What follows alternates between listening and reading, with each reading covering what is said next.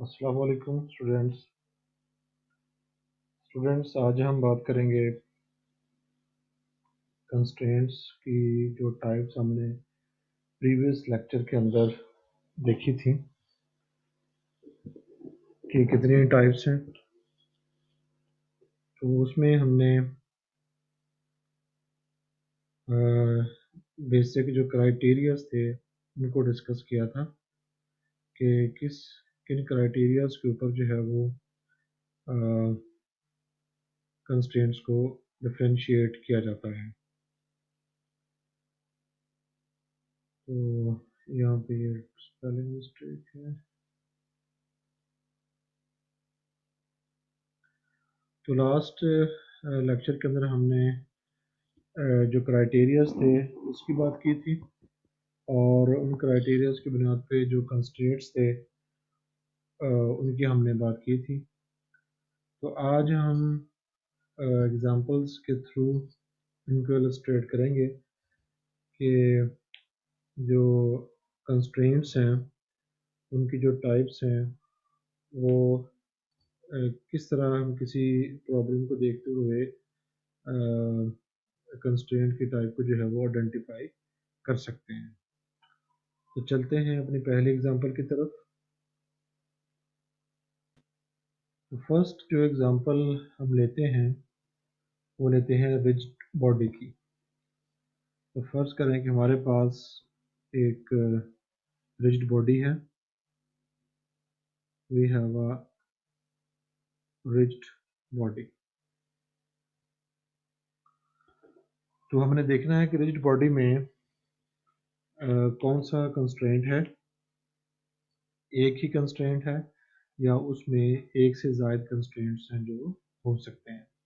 तो फर्ज कर लें कि ये हमारे पास एक रिजिड बॉडी है और इसमें मुख्तलिफ पॉइंट्स हैं।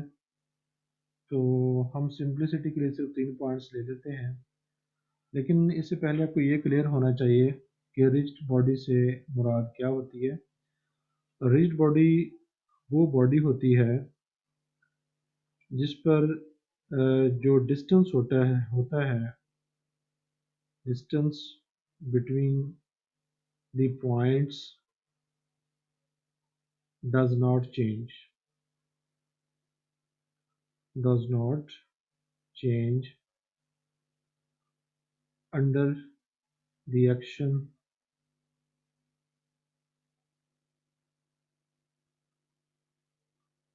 Of some force. कि अगर कोई फोर्स मौजूद है उस बॉडी के ऊपर जो है एक्ट कर रही है तो उसके वजह से जो बॉडी के पॉइंट्स हैं उनके दरमियान जो डिस्टेंस है वो चेंज नहीं होता, उसको हम रिजिड बॉडी कहते हैं। तो यहाँ पे हम एक रिजिड बॉडी लेते हैं और उसके ऊपर उसमें कुछ पॉइंट्स हम ले लेते हैं और उन पॉइंट्स की जो पोजीशन है इस कोऑर्डिनेट सिस्टम से उसको लोकेट करते हैं। फर्स्ट कर लें कि हमारा ये जो पोजीशन वेक्टर है इस पॉइंट का वो ये है, इसको हम कह देते हैं कि ये ith पॉइंट है और ये जो पॉइंट है इसका जो पोजीशन वेक्टर है इसको हम कह देते हैं कि ये jth पॉइंट है और ये उसका पोजीशन वेक्टर है। और इन दोनों के दरमियान जो डिस्टेंस है वो ये है, from this point two this point, और इसको हम डेल आर कह देते हैं। तो अगर हम वेक्टर एडिशन से देखें तो ये वाज़ेह है कि ये वाला जो पॉइंट है ये हमें ये बता रहा है कि इस वेक्टर का हेड हेड से मिल रहा है और टेल टेल से मिल रहा है, लिहाजा ये रिजल्टेंट वेक्टर होगा। तो R I will be equal to R J plus del R, ये होगा हमारे पास। तो अगर हम डेल आर निकालते हैं डिस्टेंस बिटवीन दी पॉइंट्स तो वो हो जाएगा हमारे पास R I minus R J. अब अगर ये बॉडी रिजिड है तो फिर जाहिर है कि जो हमारे पॉइंट्स है का डिस्टेंस है आर आई माइनस आर जे, इसकी जो मैग्नीट्यूड होगी वो चेंज नहीं होगी, its magnitude will remain constant for a rigid body. तो अब हमारे पास ये चीज़ मौजूद है, तो अब हम जो हमारे कंस्ट्रेंट्स हैं उनको अब हम जहन में रखते हैं, उनके टाइप्स को जहन में रखते हैं, इस चीज़ को देखते हुए कि जो बॉडीज़ के दरमियान डिस्टेंस है वो बॉडीज़ के पॉइंट्स के दरमियान जो डिस्टेंस है वो कांस्टेंट है। तो अब इसमें ये है कि जब बॉडी मूव करेगा तो हमें ये देखना है कि ड्यूरिंग मोशन क्या इन दोनों पॉइंट्स के दरमियान जो डिस्टेंस है वो तब्दील होता है या कि नहीं। तो जैसा कि हमने अभी बात की है कि हमारी ये जो बॉडी है जिसके दो पॉइंट्स के दरमियान ये डिस्टेंस मौजूद है वो रिजिड है, इसका मतलब ये है कि वो जो डिस्टेंस है उनके दरमियान वो तब्दील नहीं होगा। यानी अब ये कंस्ट्रेंट है कि distance between the points is constant.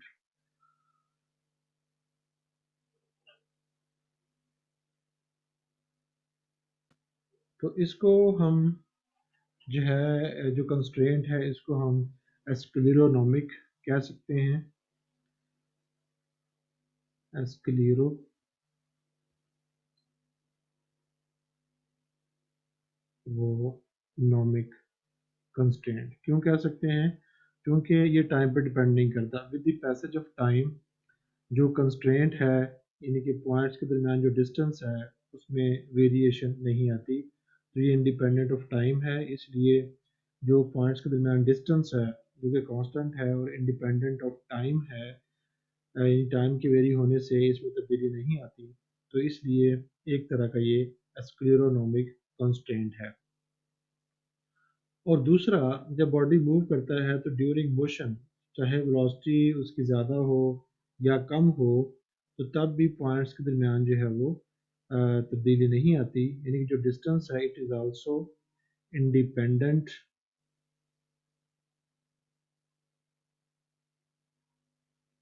Of velocity. तो अगर ये वेलोसिटी के इंडिपेंडेंट है तो इसका मतलब ये है कि ये हमारा जो कंस्ट्रेंट होगा इट विल बी हॉलोनोमिक, तो ये हॉलोनोमिक कंस्ट्रेंट भी होगा।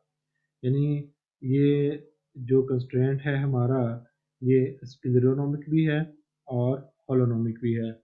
और चूंकि इसको हम रिप्रेजेंट कर रहे हैं एक इक्वेशन की मदद से, तो हमने पढ़ा था कि वो कंस्ट्रेंट्स जिनको हम इक्वेशन की मदद से रिप्रेजेंट कर सकते हैं उन कंस्ट्रेंट्स को हम बाइलेटरल कंस्ट्रेंट्स भी कहते हैं। ये हमारे पास जो है वो एक बाइलेटरल कंस्ट्रेंट भी है। तो बॉडी हमारा रिजिड था, कंस्ट्रेंट उसमें ये था कि पॉइंट्स के दरमियान जो डिस्टेंस है वो कांस्टेंट है।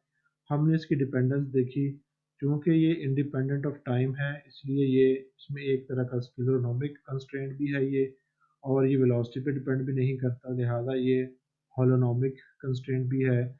और चूंकि हम इसको with the help of equation represent कर रहे हैं, लिहाजा जो रिजिड बॉडी का कंस्ट्रेंट होगा वो बाइलेटरल भी होगा।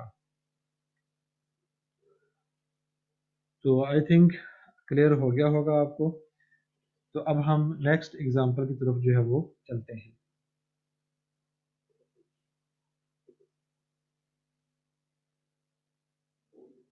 तो अब हम जो पहला केस अभी हमने डिस्कस किया है उसका अपोजिट ले लेते हैं।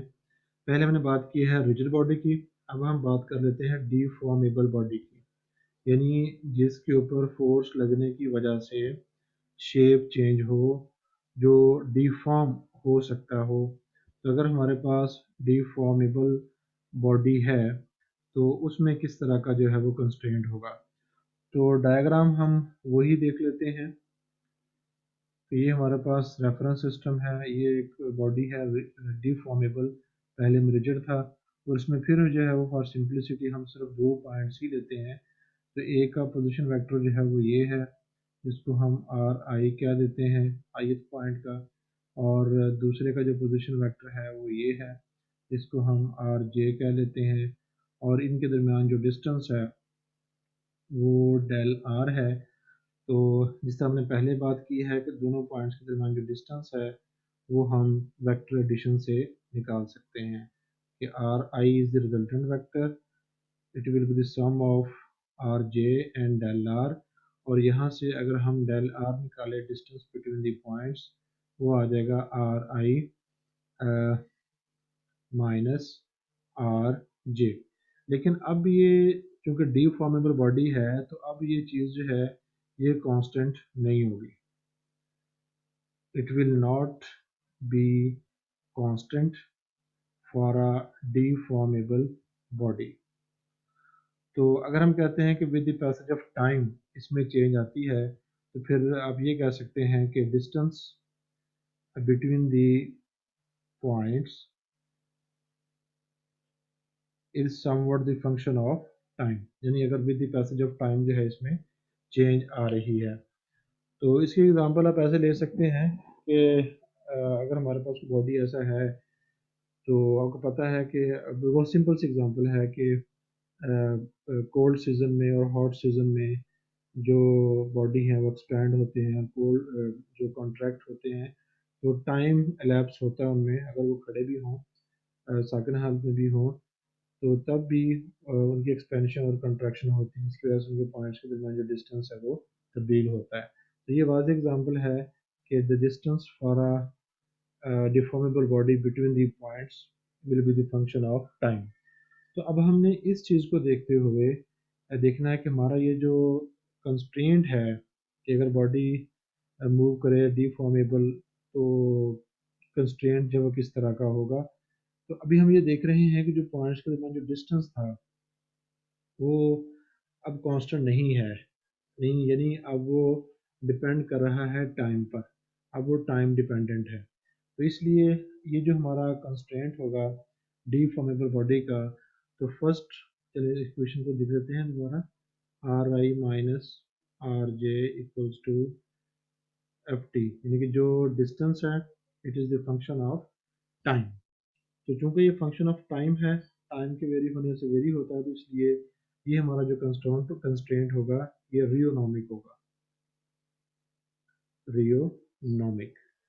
और ये होलोनोमिक भी होगा, क्योंकि हमने सिर्फ ये कहा है कि ये डिपेंड करता है टाइम पे, वेलोसिटी पे डिपेंड नहीं करता, यानी जब मूव करता है तो फिर पॉइंट्स में डिस्टेंस चेंज नहीं होता, तो इसलिए ये होलोनोमिक भी है।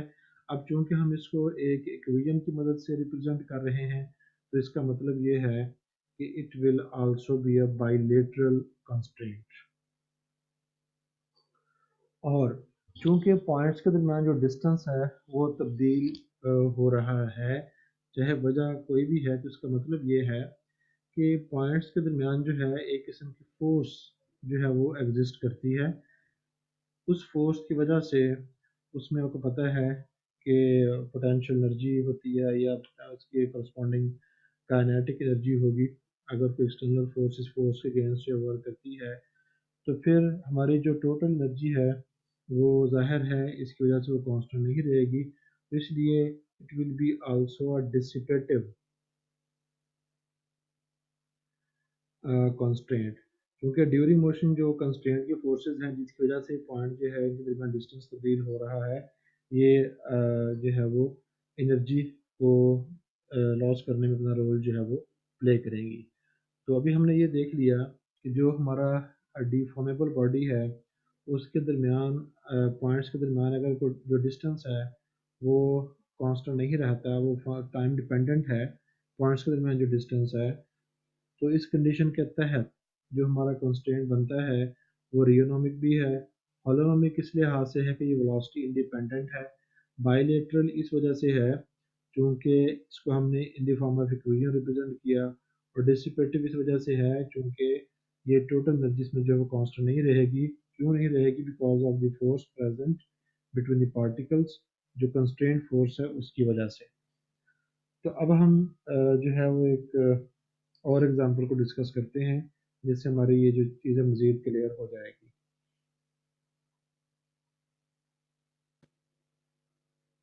स्टूडेंट्स, अब हम बात करते हैं सिंपल पेंडुलम की।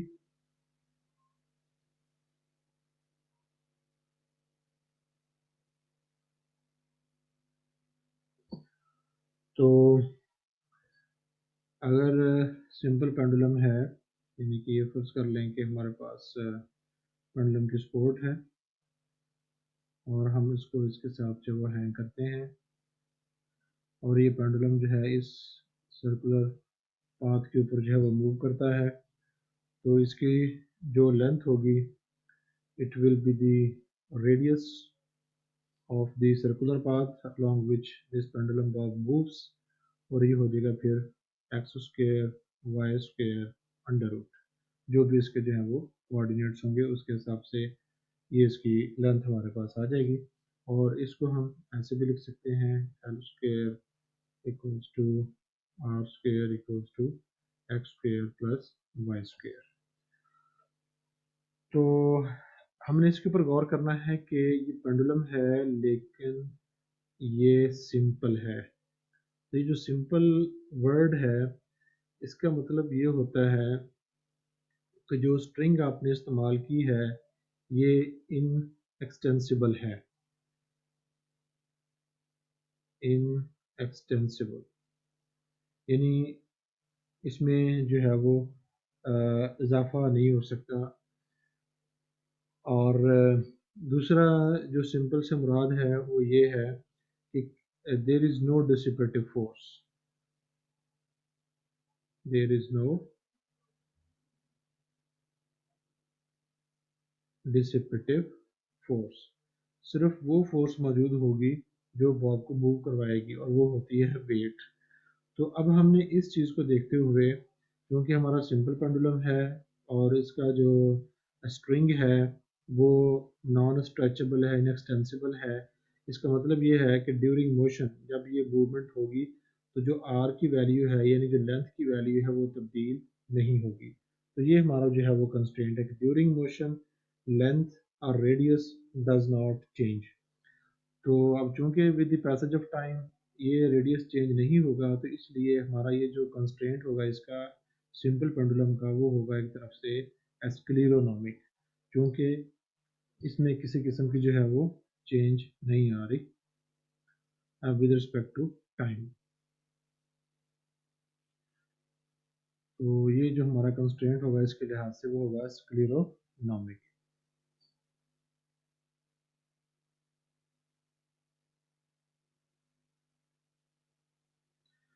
और दूसरी चीज़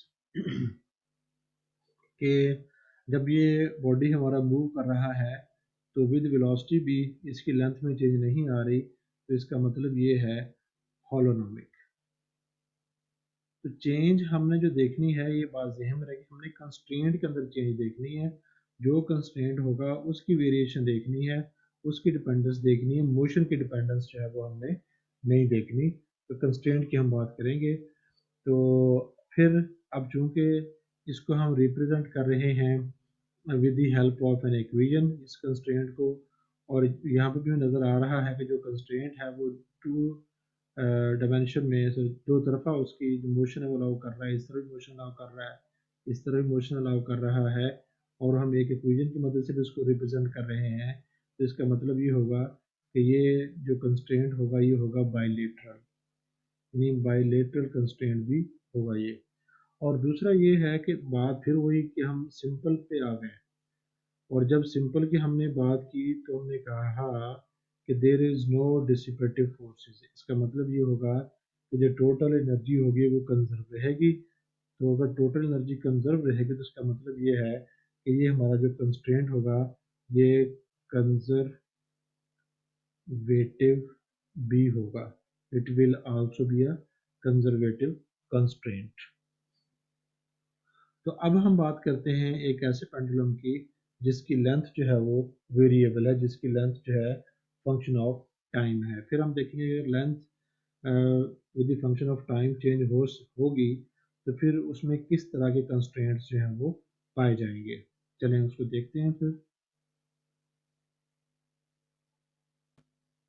तो अब स्टूडेंट्स हम अज्यूम करते हैं कि हमारे पास एक ऐसा पेंडुलम है जिसकी जो लेंथ है वो टाइम डिपेंडेंट है, मतलब with the passage of time, जैसे हमने प्रीवियसली भी बात की है कि टाइम के लिहाज से उसमें जो है वो वेरिएशन आ सकती है। जिस तरह आपने पेंडुलम का टाइम पीरियड निकाला है 2πL/g, और आपने वहाँ पर ये चीज़ पढ़ी होगी कि ये हमें एक्यूरेट टाइम नहीं देता, क्योंकि ये जो लेंथ होती है ये टेम्परेचर पर डिपेंड करती है, क्योंकि हॉट सीज़न में कोल्ड सीज़न में जो लेंथ है वो डिफरेंट होती है, जिसकी वजह से उसका टाइम पीरियड जो है वो तब्दील हो सकता है। तो एक्चुअली हमारा जो पेंडुलम होता है वो उसमें लेंथ वेरी होती ही है। तो हम यहाँ पे एक चीज़ ले रहे हैं कि जब बॉडी की जो लेंथ है वो जो पेंडुलम है उसकी जो लेंथ है वो आर कह लें, और वो टाइम डिपेंडेंट है, मतलब टाइम की वेरिएशन से उसकी लेंथ में जो वेरिएशन है वो आ सकती है। तो इसको ऐसे भी लिख सकते हैं, और चूंकि जो लेंथ होती है वो रेडियस के बराबर होती है, इसलिए हम इसको ऐसे भी लिख सकते हैं कि it is the function of time. तो क्योंकि अब ये लेंथ हमारे जो पेंडुलम की जो है वो टाइम डिपेंडेंट है, तो अब इसमें जो कंस्ट्रेंट्स होंगे, ज़ाहिर बात है कि जो कंस्ट्रेंट है उसका लेंथ का और टाइम पे डिपेंड कर रहा है, तो इसको हम नाम देंगे फिर रियोनॉमिक। यानी इसमें जो कंस्ट्रेंट अब एग्जिस्ट कर रहा है वो कौन सा होगा? फर्स्ट वन है रियोनॉमिक, टाइम डिपेंडेंस की वजह से। और दूसरा, हमने जो डिपेंडेंस इसमें शामिल की है वो सिर्फ टाइम की है। हमने ये नहीं कहा कि ड्यूरिंग मोशन वेलोसिटी चेंज होने से इसकी लेंथ भी चेंज होती है। तो इसलिए चूंकि वेलोसिटी इंडिपेंडेंट है, इसलिए हम इसको हॉलोनॉमिक कंस्ट्रेंट जो है वो भी कहेंगे। और दूसरा ये है कि हम इसको एक यूनियन से रिप्रेजेंट कर रहे हैं, लिहाजा ये बाई लेटरल भी होगा। और क्योंकि इसकी लेंथ में चेंज आ रही है, इसका मतलब ये है कि इसमें फोर्सेस मौजूद हैं, और जब आपको पता है कि फोर्सेस आ जाए पार्टिकल्स के दरमियान, तो फिर वो डिसिपेटिव जो टोटल मैकेनिकल एनर्जी है उसको डिसिपेट करने का मौजब बनते हैं। तो इसलिए इसमें ये जो कंस्ट्रेंट होगा ये डिसिपेटिव कंस्ट्रेंट भी होगा। तो अब स्टूडेंट हम बात करते हैं एक स्फेरिकल कंटेनर की। A spherical container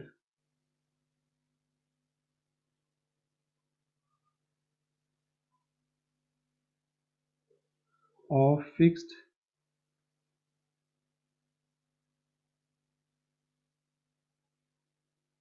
radius, यानी उसकी जो डायमीटर है वो तब्दील नहीं हो रही with respect to time, field, और उसके अंदर जो मटेरियल है वो गैस है, फील्ड विद द गैस। तो अब हमने गैस के पार्टिकल्स के लिहाज से जो कंस्ट्रेंट है वो देखना है। तो फर्ज कर लें कि हमारे पास जो है वो एक कंटेनर, स्फेरिकल कंटेनर मौजूद है। ये फर्ज कर लें कि हमारे पास जो स्फेरिकल कंटेनर है और इसके अंदर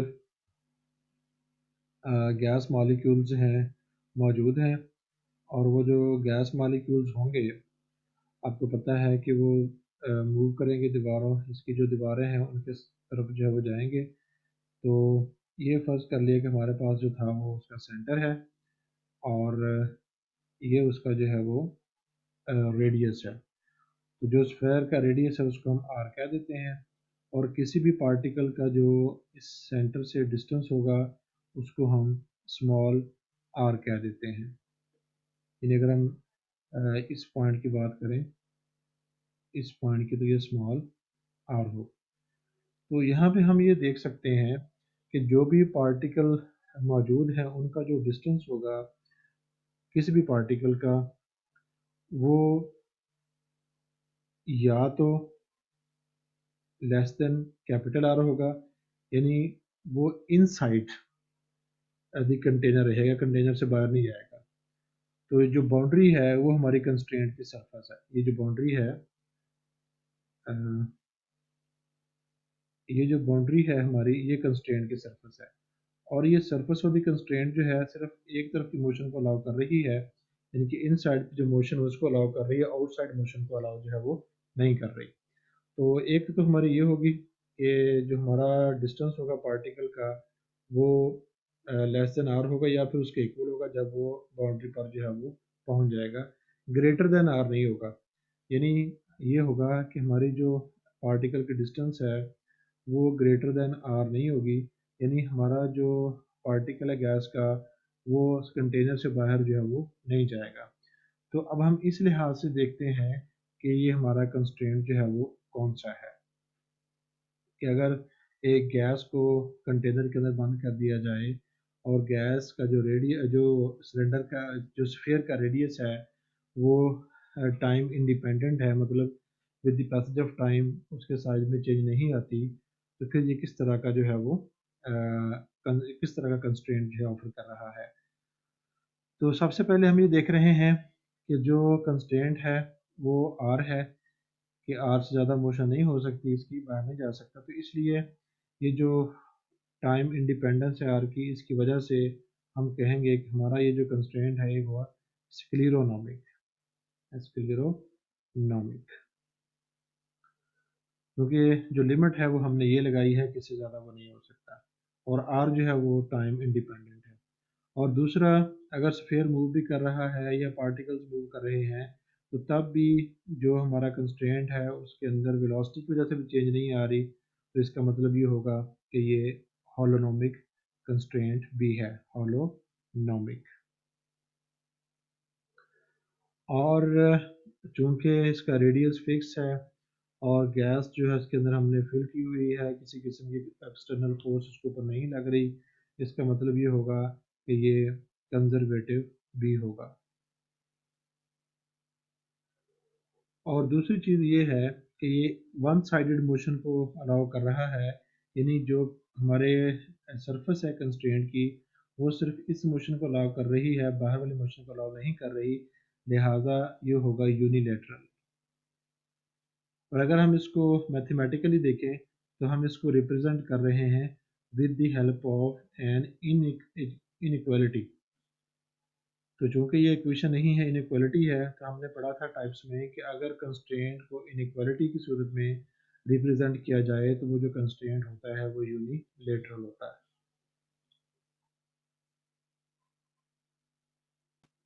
तो उम्मीद है स्टूडेंट्स जो इलस्ट्रेशन हमने की है कंस्ट्रेंट्स की with the help of example, तो ये कंस्ट्रेंट्स की जो एग्जांपल से इसके डिस्कशन से मज़ीद आपकी जो अंडरस्टैंडिंग है वो क्लियर हुई होगी। इंशाल्लाह नेक्स्ट लेक्चर के अंदर अब जो है मैं